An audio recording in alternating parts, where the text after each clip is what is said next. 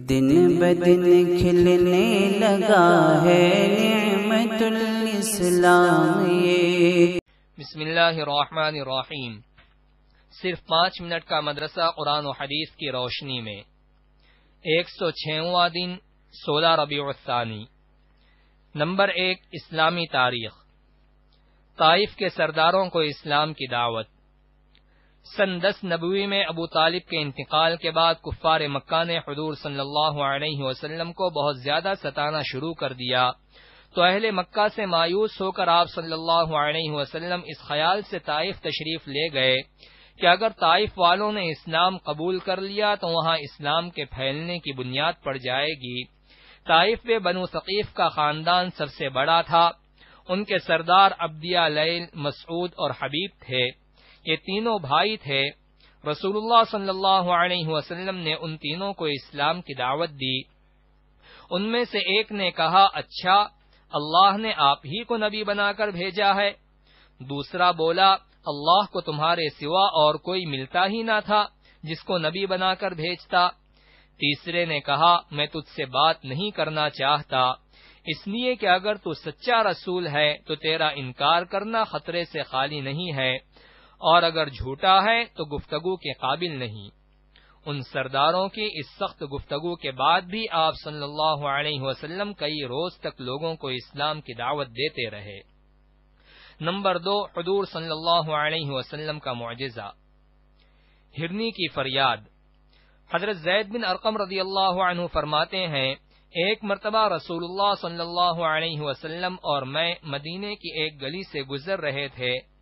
ہمارا گزر ایک آدمی کے خیمے کے پاس سے ہوا۔ دیکھا تو وہاں قریب میں ایک ہرنی بندھی ہوئی تھی۔ اس نے رسول اللہ صلی اللہ علیہ وسلم سے فریاد کی کہ اس آدمی نے مجھے شکار کر کے پکڑ لیا ہے، جبکہ جنگل میں میرے 2 بچے ہیں۔ یہ آدمی نہ تو مجھے ذبح کرتا ہے کہ مجھے راحت ملے، اور نہ ہی مجھے چھوڑتا ہے کہ میں اپنے بچوں کو دودھ پلا سکوں۔ تو رسول اللہ صلی اللہ علیہ وسلم نے فرمایا، اگر میں تجھے چھوڑ دوں تو کیا دودھ پلا کر واپس آ جائے گی؟ تو اس نے کہا، ہاں۔ چنانچہ رسول اللہ صلی اللہ علیہ وسلم نے اس کو چھوڑ دیا۔ وہ گئی اور اپنے بچوں کو دودھ پلا کر تھوڑی ہی دیر میں واپس آ گئی، اور رسول اللہ صلی اللہ علیہ وسلم نے اس کو باندھ دیا۔ اتنے میں وہ آدمی آیا تو رسول اللہ صلی اللہ علیہ وسلم نے اس سے فرمایا، کیا یہ ہرنی ہمیں بیچو گے؟ تو اس نے کہا، یا رسول اللہ، آپ کو ہدیہ ہے۔ چنانچہ رسول اللہ صلی اللہ علیہ وسلم نے اس کو چھوڑ دیا۔ حضرت زید رضی اللہ عنہ فرماتے ہیں، قسم خدا کی، میں نے سنا کہ ہرنی جنگل میں زور زور سے کلمہ شہادت پڑھتی تھی۔ نمبر 3، ایک فرض کے بارے میں۔ والدین کے ساتھ اچھا سلوک کرنا۔ قرآن میں اللہ تعالی فرماتا ہے، ہم نے انسانوں کو اپنے والدین کے ساتھ حسن سلوک کرنے کا حکم دیا ہے۔